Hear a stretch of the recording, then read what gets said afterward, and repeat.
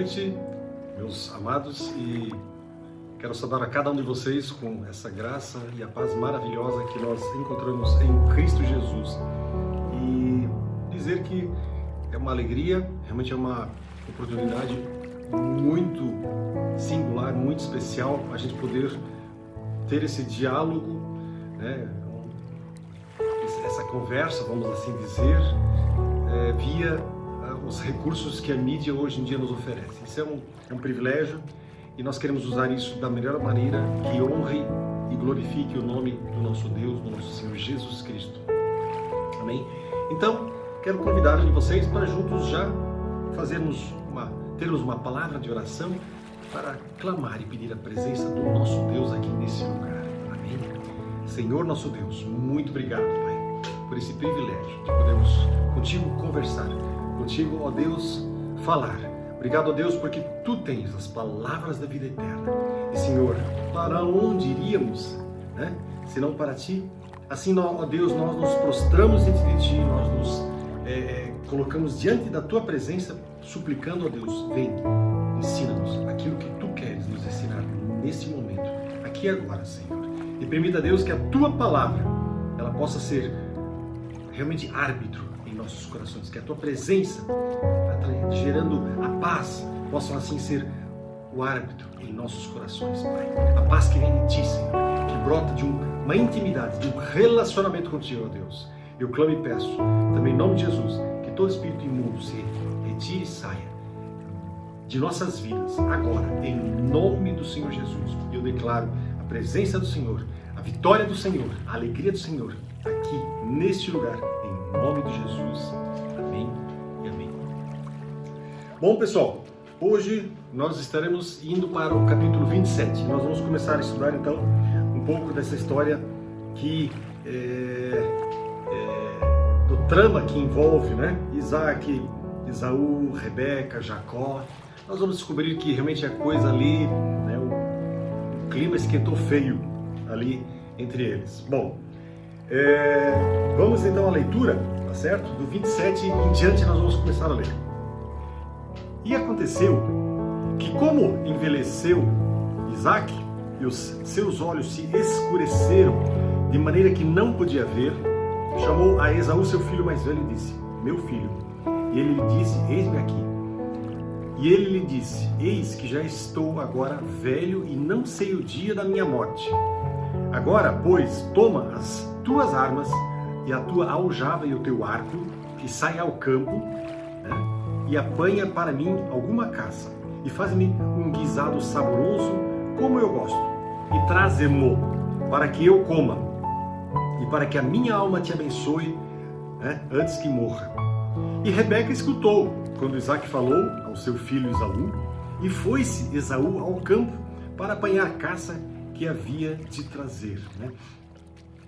Alguns pequenos lembretes aqui.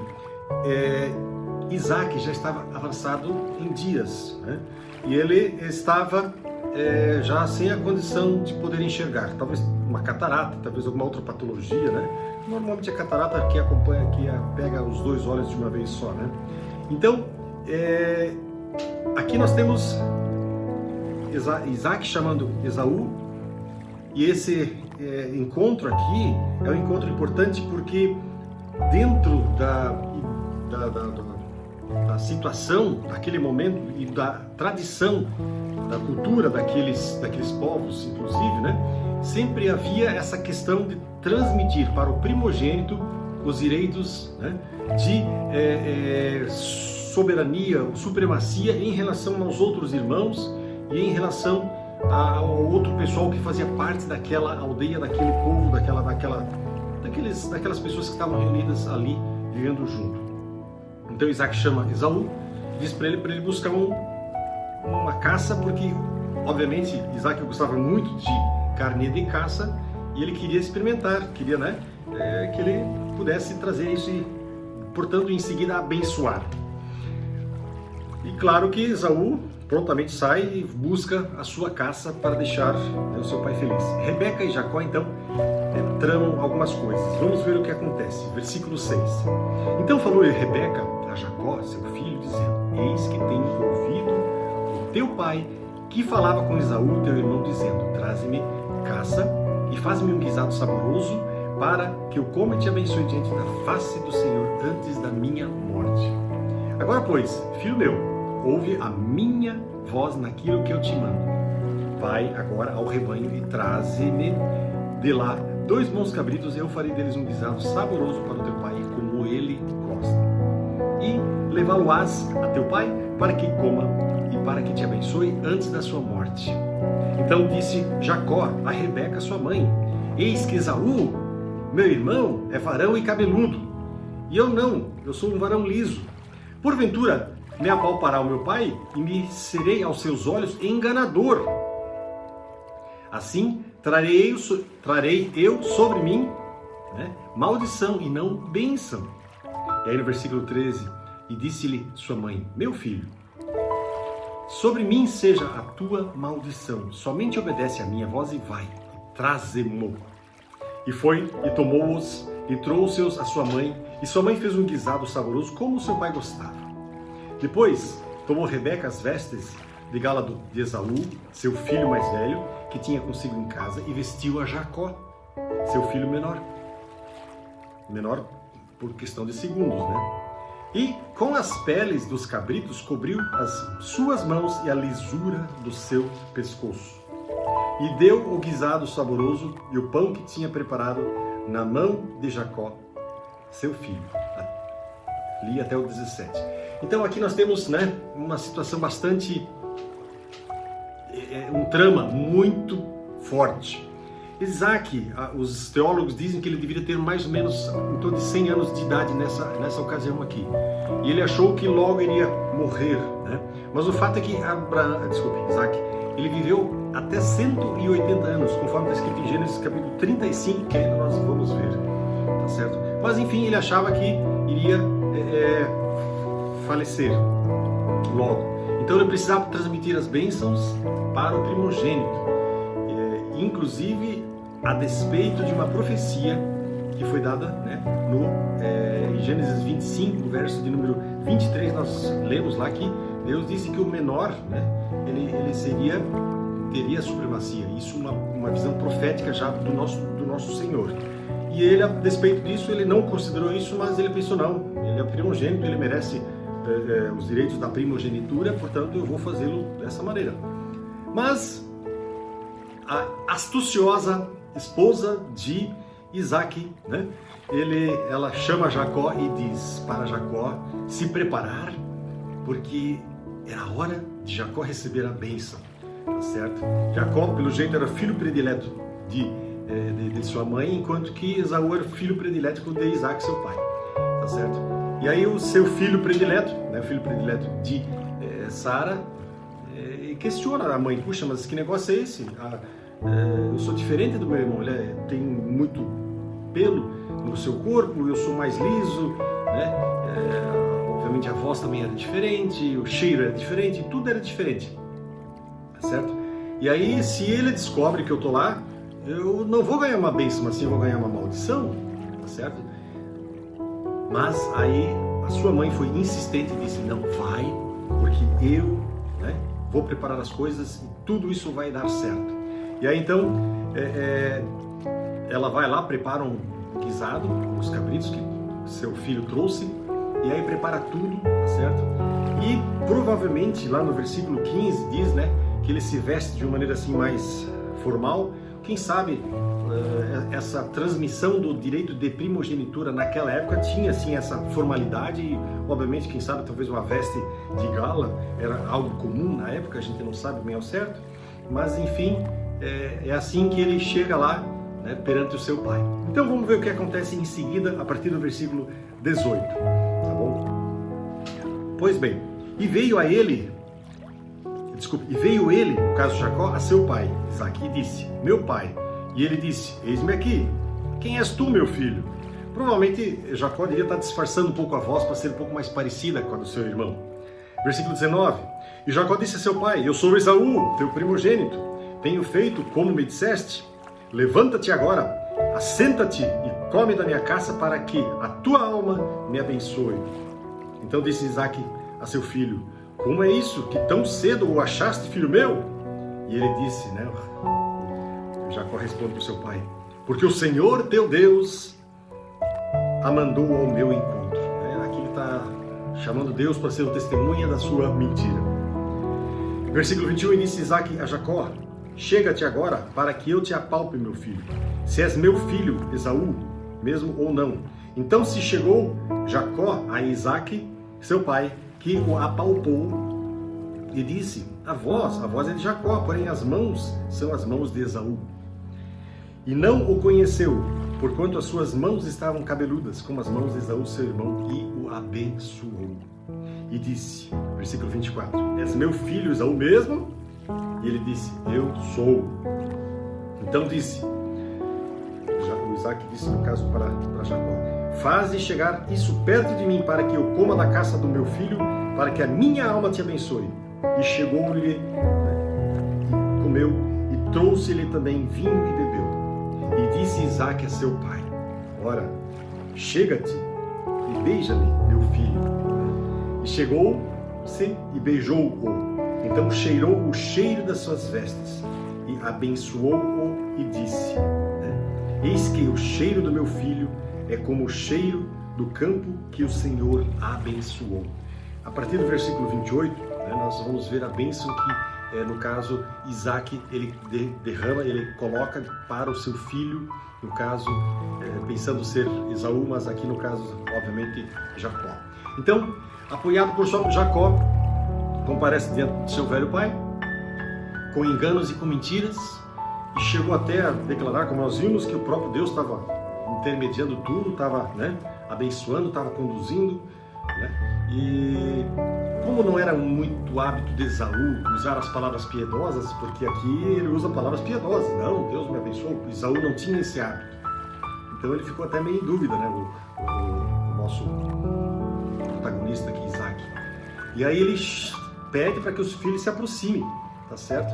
E depois de mentir para seu pai, ele também deposita um beijo falso sobre o rosto daquele velho homem, ele o cheira, e aí ele sente o cheiro de Esaú. Claro, eles estavam usando as roupas que pertenciam a Esaú, E aí então nós vemos, essa mentira toda se processando e se conduzindo aí. Vamos ler até ainda o versículo 28 e 29, um pouquinho mais talvez, onde temos a bênção que Isaque profere para Jacó, pensando ser Esaú. Versículo 28. Assim, pois, te dê Deus do orvalho dos céus e das gorduras da terra, e abundância de trigo e mosto.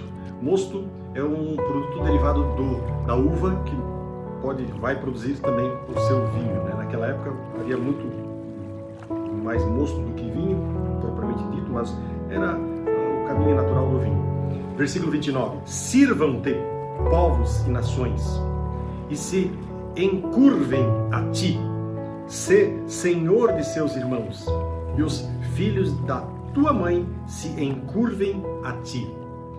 Malditos sejam os que te amaldiçoarem, e benditos sejam os que te abençoarem. Então aqui nós temos a bênção do seu pai Isaque para Jacó. E aí no versículo 30, e aconteceu que, acabando Isaque de abençoar a Jacó, apenas Jacó acabava de sair da face de Isaque, seu pai, e veio Esaú, seu irmão, da sua caça. Tá certo? E aí então nós vemos que Esaú ele retorna quase que imediatamente naquele momento. E aí nós temos realmente uma situação muito crítica, parece um trama de um filme, de uma novela. A bênção que era para ser, teoricamente, para Esaú, vai para Jacó. E a essência, talvez a gente pode assim dizer, da bênção, ela está lá no versículo 29. Sirvam-te os povos e as nações se encurvem a ti. Ou seja, os povos, as nações deveriam se prostrar diante dessa pessoa que está lá agora recebendo a bênção. Ela estabelece um domínio, uma certa soberania, vamos assim dizer. E o que vem em seguida também é impactante, porque vem Esaú, e Esaú, ele também faz o seu guisado. Isso está lá no versículo 31. Lá no versículo 31 nós lemos: e fez também ele um guisado saboroso, e trouxe-o a seu pai. e disse a seu pai: levanta-te, meu pai, e come da caça de teu filho, para que me abençoe a tua alma. E aí então disse Isaque a seu pai: quem és tu? E ele disse: eu sou o seu filho, o teu primogênito, Esaú. E aí no versículo 33, nós vamos ler até o 33 hoje. Então estremeceu Isaque de um estremecimento muito grande e disse: quem, pois, é aquele que apanhou a caça e matou-se? Trouxe.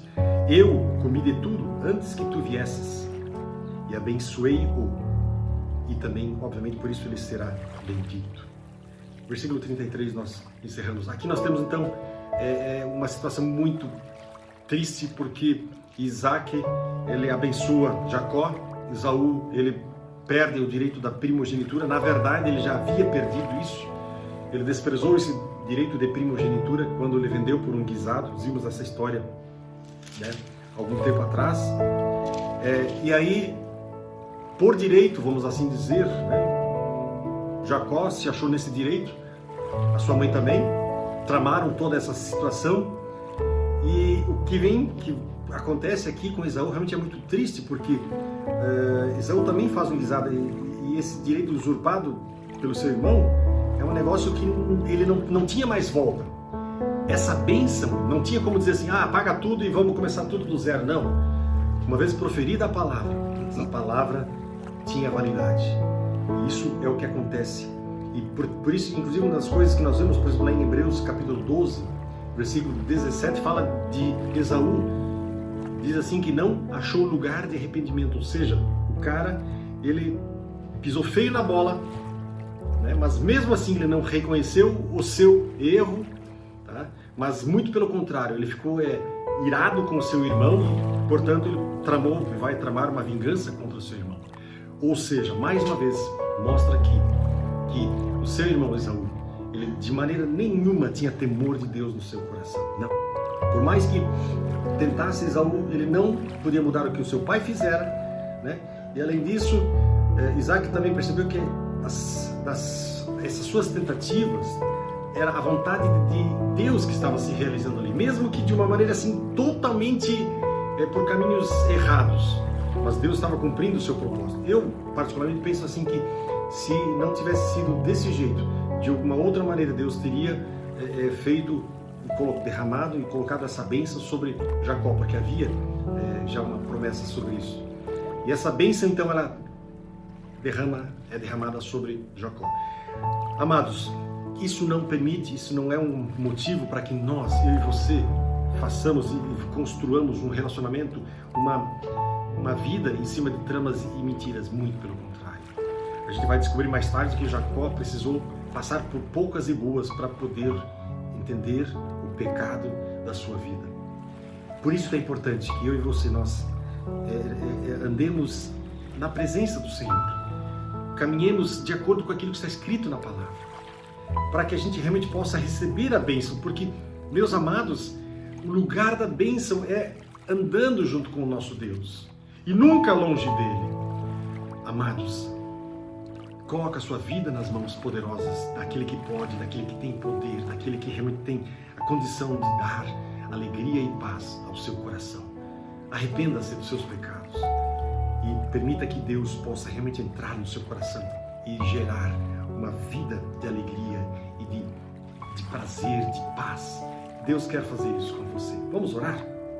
Pai querido, obrigado, Senhor, porque Tu és um Deus que, mesmo que a gente erre, quando a gente chega diante de Ti para pedir perdão, de coração, com sinceridade, Tu vens e nos perdoas, porque Tu estás pronto a nos perdoar.